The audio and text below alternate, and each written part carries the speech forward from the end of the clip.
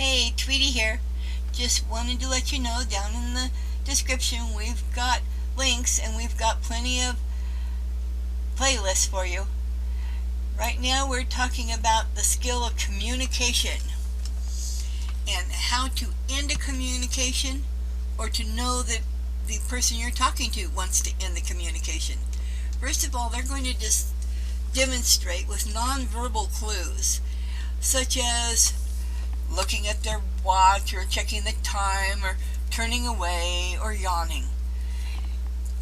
If they're interested, they will continue with going with phrases or words. They'll say like so or well, so that they want more from you. And you can use these skills backwards. You can do the same skills that other people are showing to you. There's ways to end a conversation without just turning and walking away. If these are some of the skills that can help you or help you teach somebody else these skills, please give us a thumbs up.